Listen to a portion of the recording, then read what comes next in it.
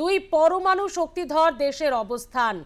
ইতিমধ্যেই প্রধানমন্ত্রী নরেন্দ্র মোদী অনেক আগে জানিয়ে দিয়েছেন, পরমাণু জুজু দেখিয়ে ভারতকে দমানো যাবে না, পরমাণু জুজু দেখিয়ে ভারতকে ভয় পাওয়ানো যাবে না।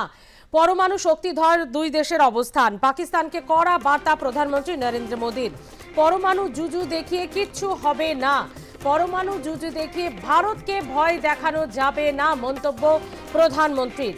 এর আগেও আপনারা জানেন যে অপারেশন সিঁদুর দিয়ে কিন্তু একেবারেই বলা যায় যে পাকিস্তানকে যোগ্য জবাব দিয়েছে ভারতীয় সেনা।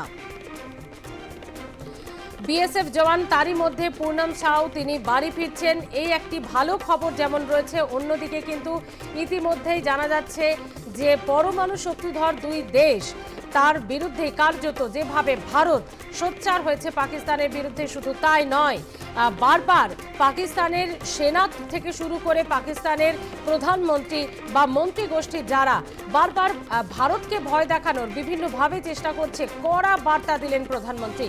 অপারেশন সিঁদুর এখনো শেষ হয়ে যায়নি, বায়ুসেনা আগেই জানিয়েছে অপারেশন সিঁদুর চলছে। এবার প্রধানমন্ত্রী জানিয়ে দিলেন, পরমাণুর জুজু দেখিয়ে ভারতকে ভয় দেখানো যাবে না।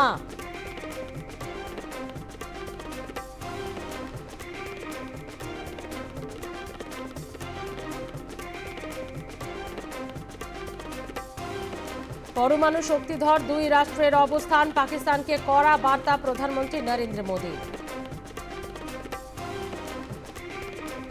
আমাদের সঙ্গে রয়েছেন প্রাক্তন সেনাকর্তা কর্নেল সৌমিত্র রায়। কর্নেল রায়, পরমাণু জুজু দেখিয়ে কিচ্ছু হবে না, প্রধানমন্ত্রীর এই বার্তা ঠিক কোন অবস্থায় দাঁড়িয়ে রয়েছে পরমাণু শক্তিধর দুই দেশ?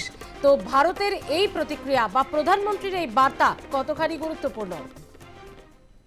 এটা অত্যন্ত একটা গুরুত্বপূর্ণ ডেভেলপমেন্ট।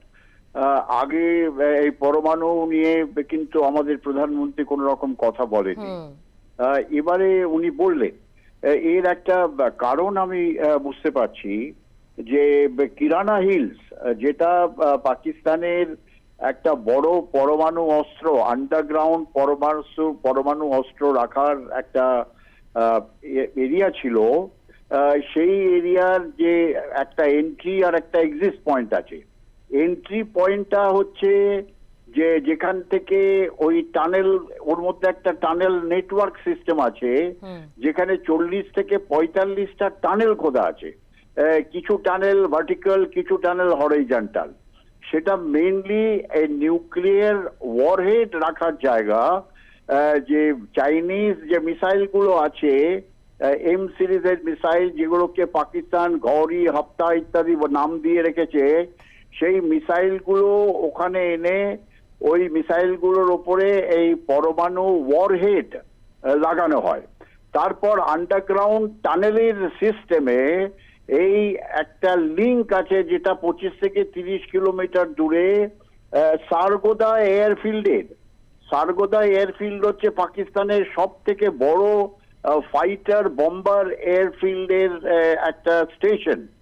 আর শুধু তাই না, কিরানা যে পাহাড়টা অ্যাবাউট সব থেকে হাইয়েস্ট পয়েন্ট অ্যাবাউট 2000 ইয়ার্ডের মতো, সেই পাহাড়ের ওপরে এরা একটা রেডার সিস্টেম লাগিয়ে রেখেছে, যেই রেডার দিয়ে পাকিস্তানের সম্পূর্ণ আকাশকে তারা মনিটর করে, যে পাকিস্তানের আকাশে কেউ ইনট্রুড করলো না তো। তা এটা একটা অত্যন্ত গুরুত্বপূর্ণ হাই ভ্যালু, মানে highest value target from our point of view ছিল। সেখানে আমাদের এয়ারক্রাফট উইথ ব্রহ্মাস মিসাইল দিয়ে আমরা স্ট্রাইক করেছি। স্ট্রাইক কিন্তু আমরা একেবারে মিসাইল সাইটের যে এন্ট্রি পয়েন্ট, সেই এন্ট্রি পয়েন্টে স্ট্রাইক করেছি। তার সঙ্গে সঙ্গে যেটা এক্সিট পয়েন্ট, যেটা সারগোদা এয়ারফিল্ডে গিয়ে বেরোয়, সেই এক্সিট পয়েন্টেও কিন্তু আমরা স্ট্রাইক করেছি। যেটা পাকিস্তানের এয়ারফোর্স বা পাকিস্তানের সামরিক বাহিনী বা পাকিস্তান সরকার কোনোদিন ভাবতে পারেনি যে এই ধরনের একটা স্ট্রাইক তাদের মেইন যে নিউক্লিয়ার সিস্টেম আছে সেখানে আমরা করতে পারবো। যে এইটাই হচ্ছে টার্নিং পয়েন্ট। যদি আমরা এইটা হচ্ছে অবজেক্টিভের থেকেও বেশি আমরা অ্যাচিভ করলাম। যখন এটা করা হলো, তখন পাকিস্তান যেটাকে আমি বলবো নিউক্লিয়ার ব্ল্যাকমেল বলা যায়, তারা ইমিডিয়েটলি যোগাযোগ করলো মিস্টার ট্রাম্পের সঙ্গে। তার কারণ যে সময় এই পাকিস্তান নিউক্লিয়ার বম্ব তৈরি করে ট্রায়াল করে এই সমস্ত ওয়েপন সিস্টেম যে 130টা নিউক্লিয়ার ওয়ারহেড আছে সেটা আমেরিকা কন্ট্রোল করছিল। একটা সময় ছিল 79-80-তে যে আমেরিকার কাছে চাবি ছিল, আমেরিকার চাবি ছাড়া এই ওয়েপন সিস্টেম গুলো পাকিস্তান কোনো জায়গায় ইউজ করতে পারবে না।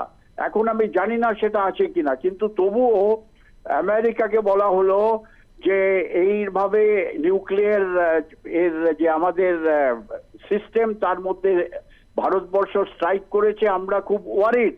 আমরা কেন ওয়ারিড? যে যদি এরপরে ভারতবর্ষ বড় কিছু স্ট্রাইক করে এই কিছু নিউক্লিয়ার ওয়ারহেড চলে যেতে পারে বালুচ লিবারেশন আর্মি বা তাহরিকে তালিবান, যেটা তাহরিকে ইনসাফ, যেটা ইমরান খানের পার্টি, আর আফগান তালিবান, এই তিনটে সংগঠনই আমেরিকার বিরুদ্ধে, এরা আমেরিকার শত্রু। আর সেটা যদি হয় তাহলে America and the world could be in danger. এটা তাড়াতাড়ি ভারতবর্ষকে আপনারা বলুন যেন যুদ্ধ থামিয়ে দেয়। এটাকে বলে নিউক্লিয়ার ব্ল্যাকমেলিং। এখন ব্যাপারটা হচ্ছে ভেতরে কোনো নিউক্লিয়ার ওয়েপনে আমরা হয়তো স্ট্রাইক করতে পারিনি, কিন্তু এও হতে পারে যে পাকিস্তান যখন তাদের এয়ারফোর্স বা আর্মি যে নিউক্লিয়ার ওয়ারহেড গুলো মিসাইলে ফিট করছিল, কোনো অ্যাক্সিডেন্ট হতে পারে, সেই অ্যাক্সিডেন্ট হয়ে কিছু হয়তো রেডিয়েশন এফেক্টও হতে পারে। তাই it is a very dangerous and situation ছিল যেটা পাকিস্তানকে মাটিতে মিলিয়ে দিত। তাই এটাকে নিউক্লিয়ার ব্ল্যাকমেল আমি বলবো এই কারণে যে যখনই পাকিস্তানের সঙ্গে আমাদের একটা যুদ্ধের পরিস্থিতি হয়েছে, লাইক অপারেশন পরাক্রমা এন্ড অল, সেখানে পাকিস্তান একটাই খালি ব্ল্যাকমেল করতো আমাদের যে আমরা কিন্তু নিউক্লিয়ার মারবো, আমাদের কোনো নিউক্লিয়ার পলিসি নেই। যদি আমরা দেখি যে ভারতবর্ষ বা যে কোনো দেশ আমাদের সিকিউরিটিকে ইনজেন্ডার করছে, আমরা তাদের নিউক্লিয়ার মারবো। It was actually nuclear bogey cum blackmailing. কিন্তু এদের বিশ্বাস নেই।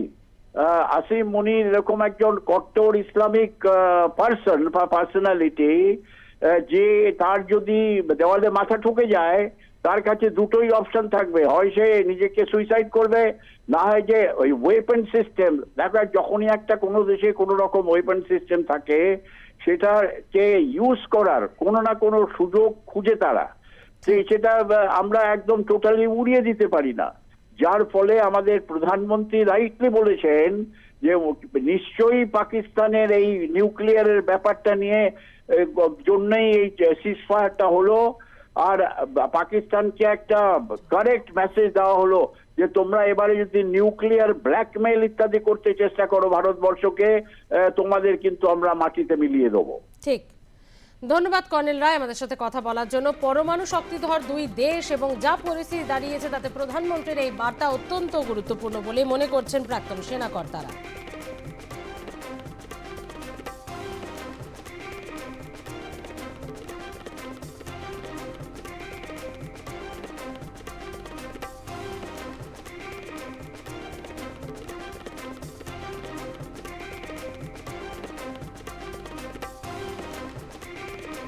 পরমাণু শক্তিধর দুই দেশ এবং এই দুই দেশের যা অবস্থান তাতে বারবার প্রধানমন্ত্রীর এই বার্তা দেশবাসীকে যেমন আশ্বস্ত করছে তেমন উজ্জীবিত করছে সেনাদেরও।